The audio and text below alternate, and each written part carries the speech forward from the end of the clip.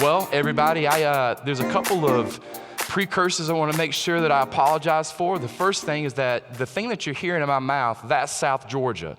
All the Listerine, all the toothpaste in the world doesn't get it out, okay? Don't worry, it's not contagious. So I don't imagine you'll start talking like this by just hanging out with me. But I do want to give you a warning that I'm going to be pronouncing as best as I can some bigger words tonight, because we are going to be studying something that I think is extremely important as we continue our study of the names of Jesus.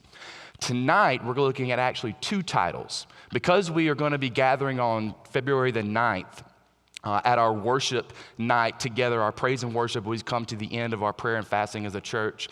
Because we have canceled that night as far as WEBS goes so that we can be together as a family praising Jesus, we took that study and combined it with tonight's study, and it pairs really well. So the two titles that we're talking about tonight is the Son of Man and the Son of God.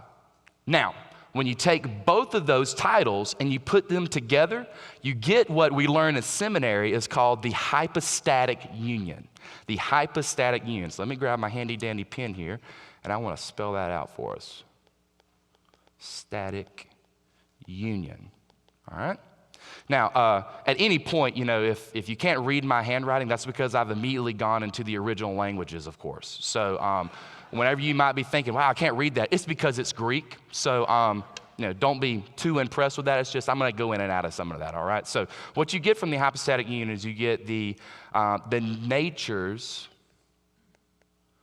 of Jesus. Now, Jesus existing in space, time, and matter, being an actual person that existed in history and coming, he is someone that is unique from every other human being that ever existed, okay? He is the one being,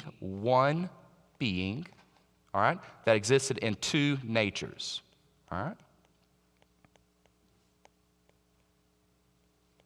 All right. Now, let's talk about these two different natures, all right? Now, I did this as almost like a joke at the Flint campus, which is, by the way, I'm Jacob Browning. I don't even know if I mentioned that a moment ago, but I'm Jacob Browning. I have the honor and privilege of pastoring the Flint campus here, a part of our church family. So one church, two locations, praise God. That's what I do here. So I didn't just grab a microphone to come up here. I do work here, all right? And I would love to meet you later on if you have time. So as we continue, the two natures that we're talking about. All right, so the Hypostatic Union points to the two natures that Christ had, all right? The first is that he had a human nature, and the second is that he had a divine nature. Now, one of the things I was referring to a moment ago whenever we were talking about back in one of the sermons I was doing at the Flint campus. You guys are going to nail this. I do want you to cooperate with me. You ready? Dogs give birth to. Horses give birth to. Sinners give birth to. Sinners, yes, that's right. There is a nature thing that happens. We produce after our own kinds. Now, Jesus is unique in history because he had two different natures. Jesus, stepping into a sinful humanity, did not embrace the sinfulness of it with his divinity, but rather he had two different natures, both coexistent in his person, the one being. He was 100% God and 100% man. Now, let's call a timeout really quickly because there's something I want to also point us towards that I think is going to be really interesting for our study, okay? This is going to be a softball for a lot of people that have been in faith for a while, and I think that's going to be you guys, okay? So this word here is omniscience, all right? Omni, coming from all, Latin for all, and then scientia, which is knowledge, okay? So when we put these together, what do you get, everybody? See how that Greek started popping in there? You get all knowledge. Now, when we talk about God's omniscience, what this refers to is God's ability to be outside of his creation. We live in three dimensions, space, time, and matter. God exists outside of those things. Therefore, he exists outside of time. He created that. He can see the end. Now, because he can see that, he knows it. Now, I want to introduce maybe a new concept to you. Ready? All right, so we'll start off with omni, which we all know means all. Very good. Now, what I want to do is I want to write a new word. Sapience. Omni, all. Sapience. Now, sapience refers to I heard some whispers out there.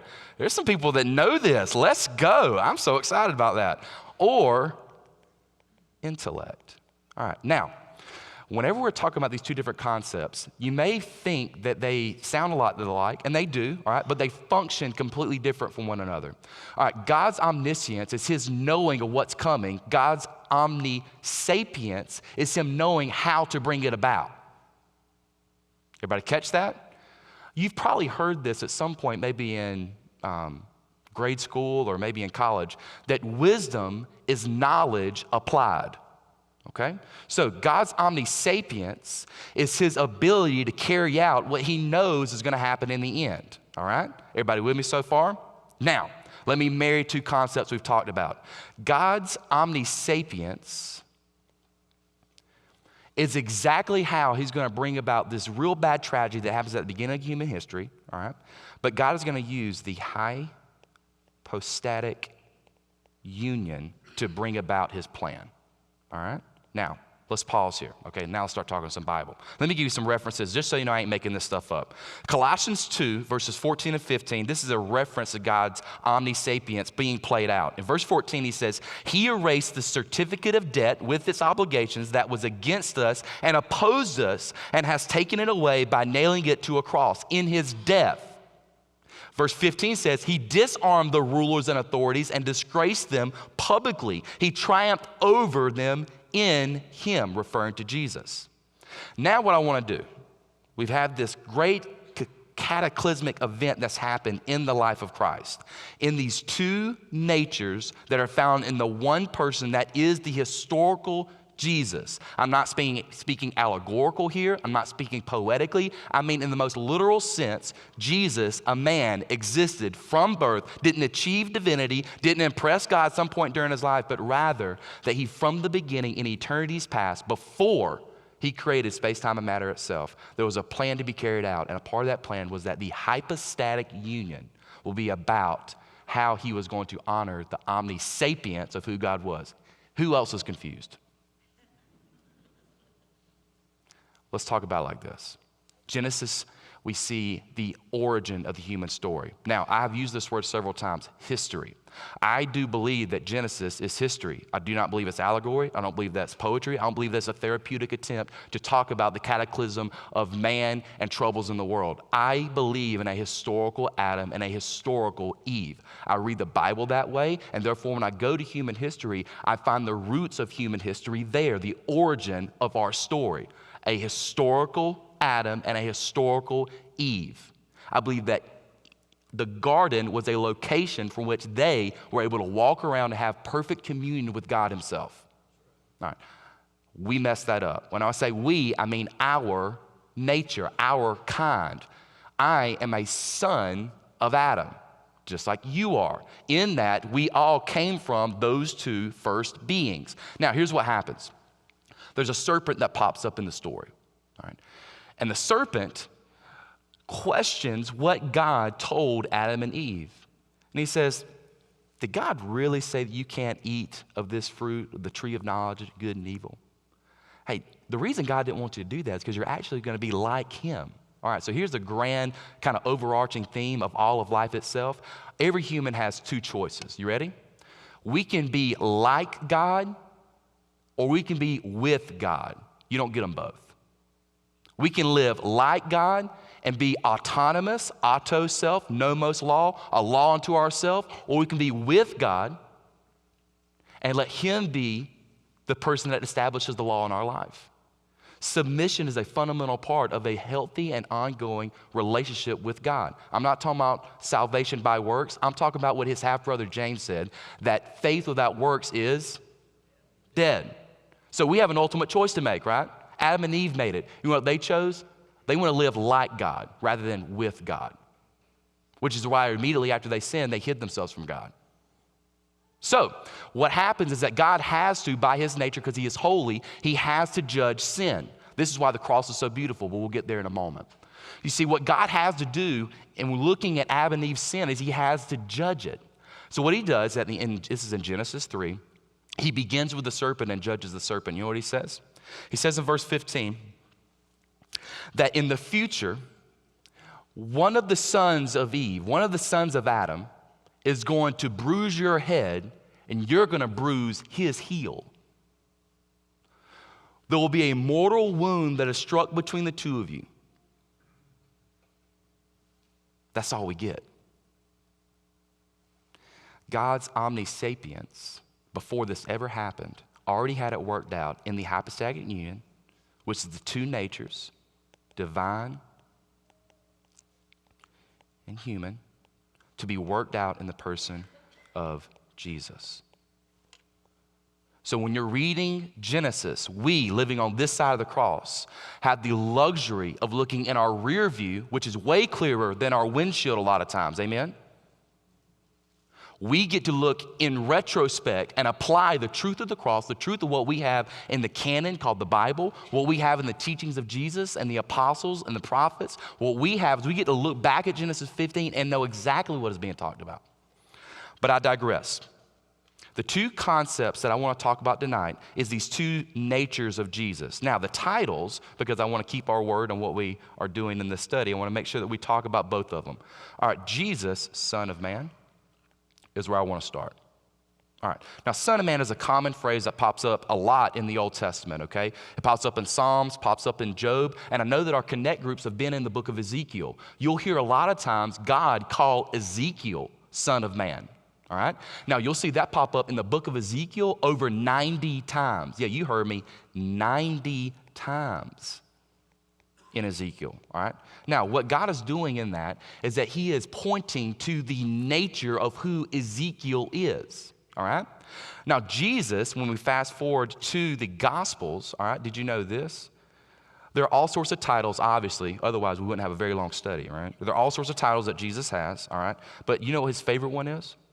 When I say his favorite, the one that he attributes to himself, the one that when he refers to himself in the third person, what he does most often is the Son of Man. How about that? The reason behind this is because there's a prophecy that we find in one of the major prophets in Daniel. You see, in Daniel 7, Daniel, being someone that is in the exile, he's living up under the oppression of the Babylonians. Specifically, he is assigned to help carry out Nebuchadnezzar's plans.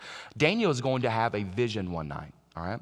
And in this vision, he is going to see, and it's in verses 9 through 28, but for time's sake, I'm just going to read two verses, and they're verses 13 through 14.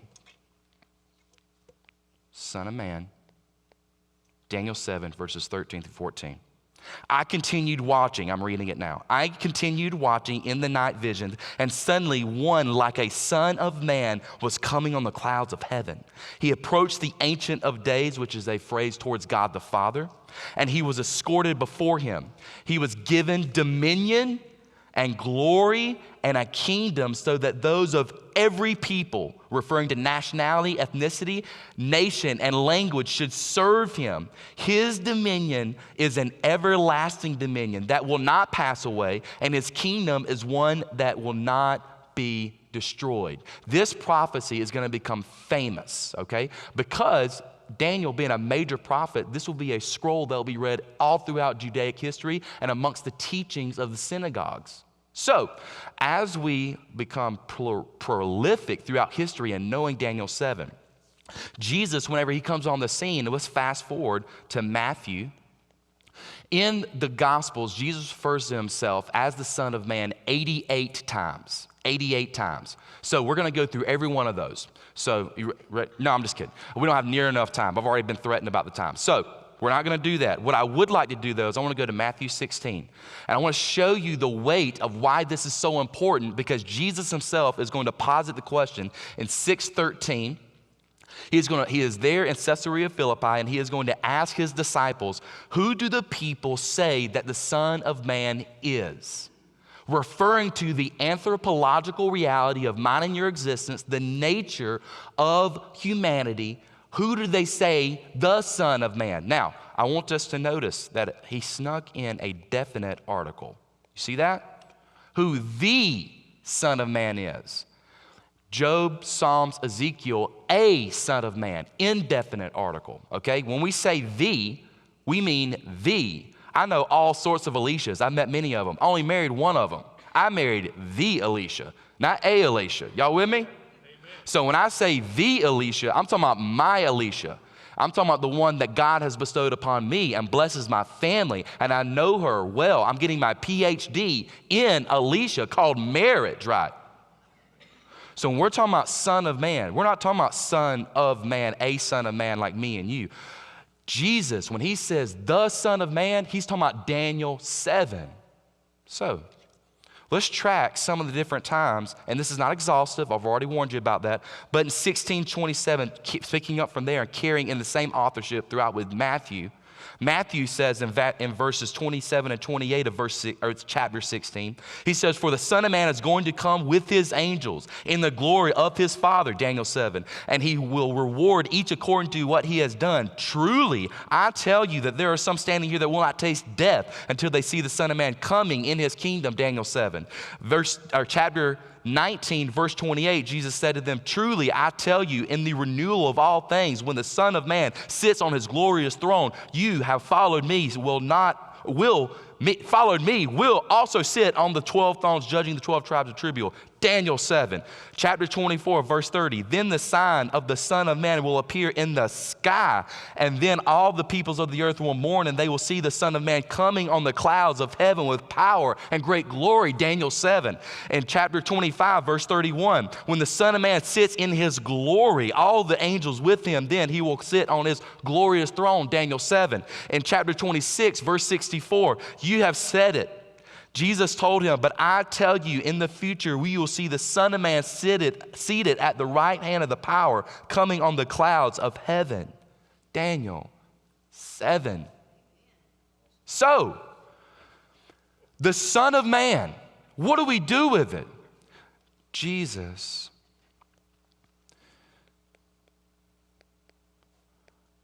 in his divine nature, was fulfilling an ancient prophecy, Daniel 7, that was a necessary part of God's omniscience to bring about the, how should I say this? To bring about the redemptive plan of humanity.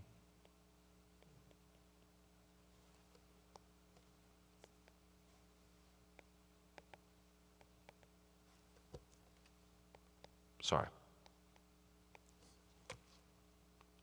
Discussed in Genesis 15.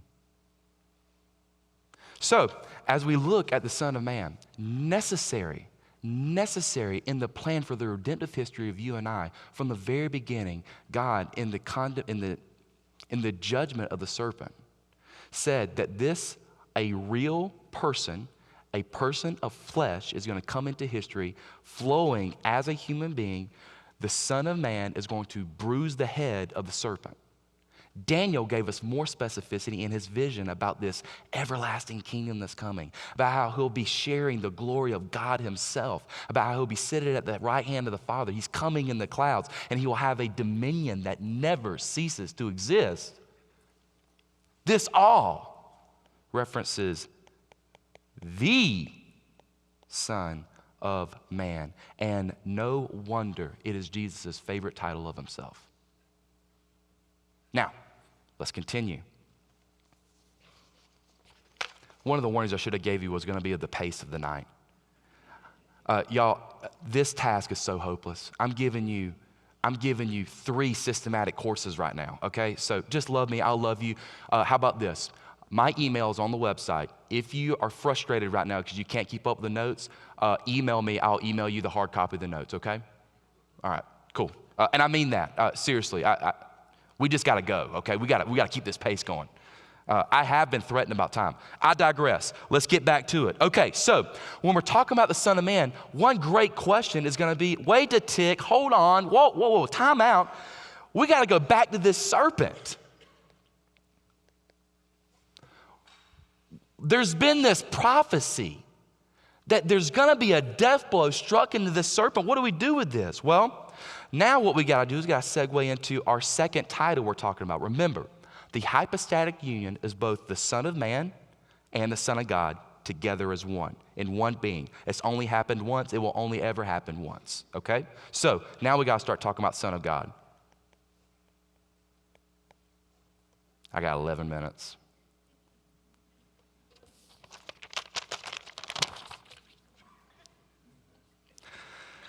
What I'm going to do with the Son of God is that rather than track it like I just did through maybe one authorship, I want to show you the collective witness of the Son of God in the Gospels themselves, okay? I was talking with Jeremy Jones about this. He was pointing this out. I want to give him credit for this, about how there's such an abundance of the witnesses of Jesus being the Son of God. So don't hear me say when I say that Jesus, and 88 times Jesus refers to himself in the Gospels as the Son of Man, means that he wasn't worried about the world knowing about him being the Son of God. What he liked to do oftentimes is to ensure that the witnesses around him made that proclamation. Interesting, isn't it? Here, let me show it to you.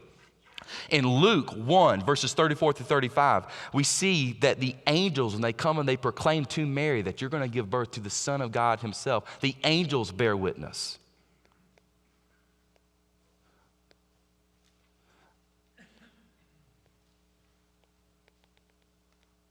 The angels bear witness. How about in John 1, verses 32 through 34, John the Baptist says, I saw the Spirit descending from heaven like a dove, and he rested on him, and I didn't know him, but he who sent me to baptize with water told me, the one you see the Spirit descending and resting on, he is the one who baptizes with the Holy Spirit. I have seen and testified that this is the Son of God. Now, fascinating. That's his first cousin. Fascinating. So, we see, and Jesus is going to later say of John the Baptist, you ready for this? This ought to blow your socks off. Jesus said of John the Baptist that he is the greatest man ever born of woman. Isn't that interesting? And he's not speaking above himself, okay? But that means something, and we ain't got time to talk about that. But John the Baptist.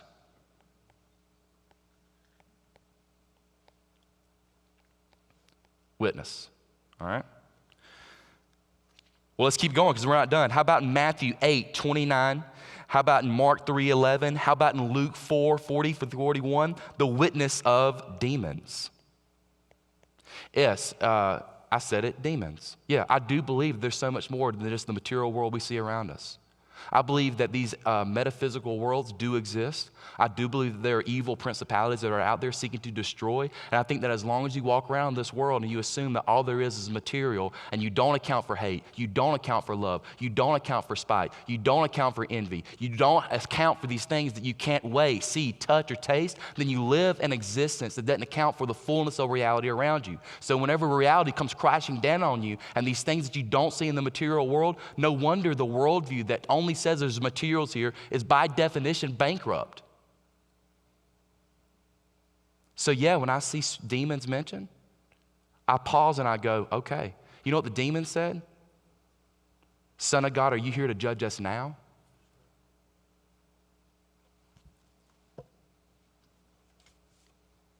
The witness of demons. How about Matthew 14, the witness of the disciples? Matthew 14, verses 20 through 33. This is where Jesus calmed the storms, and whenever he calmed it, they were out there, they were fearful for their lives. Peter's already hopped out the boat, walked on water. How cool is that? They get back in the boat, and they come to the conclusion that surely this is the Son of God. As we continue, how about whenever Jesus, and he stands before, and he's accused before Pilate, the very thing that Jesus has taken, disciples, witness, all right? His accusers, all right, the Sanhedrin here. But there were more. It's not limited to the Sanhedrin. Whenever he stands before Pilate, what did they say? That you have been accused of making yourself to be the Son of God. How about in Matthew 27, whenever the centurion, this Roman pagan, drops to his knees after he's already been persecuting Jesus and watches him die, and he sees the aftermath of what happens after Jesus relinquishes his spirit, and he says that truly this must be the Son of God. So the centurion. All right, with such a cloud of witnesses, all right, with such a cloud of witnesses, it demands a verdict.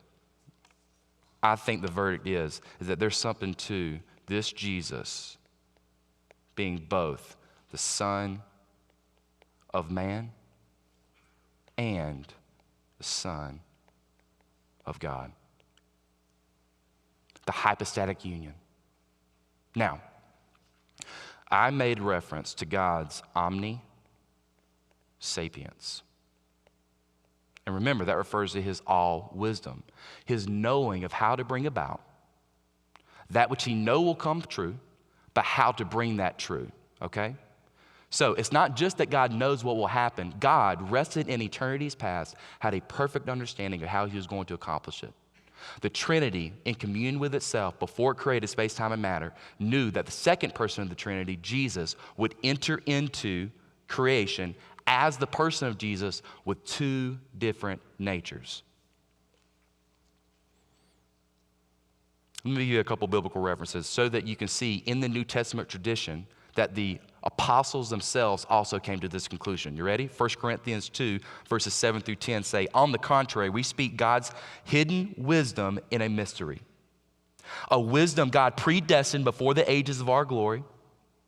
None of the rulers of this age knew this wisdom, but because if they had known it, they would not have crucified the Lord of glory. But as it was written, what no eye has seen, no ear has heard, no human heart has conceived, that God's prepared these things for those who love him. All the Christians said, amen. Come on. How about over here whenever we talk about in Hebrews 1, verses 1 through 3. Long ago, God spoke to our ancestors by the prophets at different times and in different ways. In these last days, he has spoken to us by his Son, Jesus. God has appointed him, Jesus, heir of all the things that made in the universe through him. The Son is the radiance of God's glory and the exact expression of his nature, sustaining all things by his powerful word. After making purification for the sins, he sat down at the right side of the Father, the majesty on high. How about just a chapter later in chapter 2 of verse 14 in the book of Hebrews? It says, now since the children have the flesh and blood in common, Jesus also shared in these, the flesh and the blood. Through his death, he might destroy the one holding the power of death. That is the devil. Now, let's string it all together here. God's omniscience conceived a plan in eternity's past from those verses, and he created in past, he created this world where he himself was going to enter into humanity, both God and man, having human nature and having God's nature, a son of man and a son of God in one being. Let me use a fishing illustration to show you what in the world this has to do with Genesis 3:15. You ready?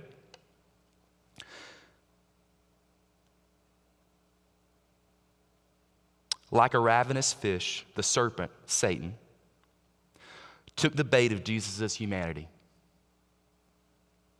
but got the hook of Jesus' divinity. And the ancient prophecy, Genesis 15, came true. The hypostatic union at work at two different times in the ministry of Jesus, and I'm going to end it here, okay? Look and see it clearly in the earthly ministry of Jesus. Jesus' earthly ministry, right after he got baptized, he went into the desert and he was there for 40 days and 40 nights and fasted for them. He was at the absolute end of his humanity. And all of a sudden, this ancient serpent comes out to do what? To tempt Jesus. Now, what does Jesus do there? Well, he did what Adam didn't, which is exactly why Paul calls him the second Adam. Jesus responded with all the temptations that Satan, at his humanly weakest point, he responded to him with, it is written. A proper theology, a proper Christology says that you don't have to be outside of the realm of possibility here, but Jesus is saying, Satan, hadn't I spoken already on this?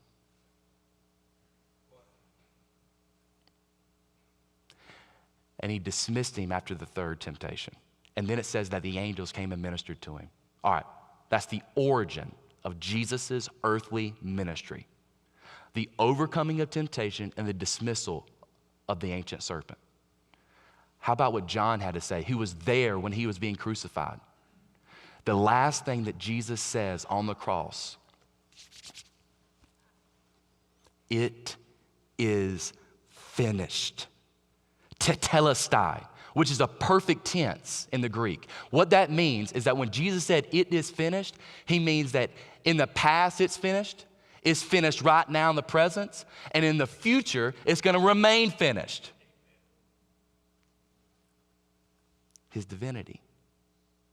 God's omnisapience is one of the greatest, most beautiful part about who our God is. And I think that studying the titles of Jesus, looking at the Son of God and the Son of Man, puts on display God's divine plan to bring about his accomplishments.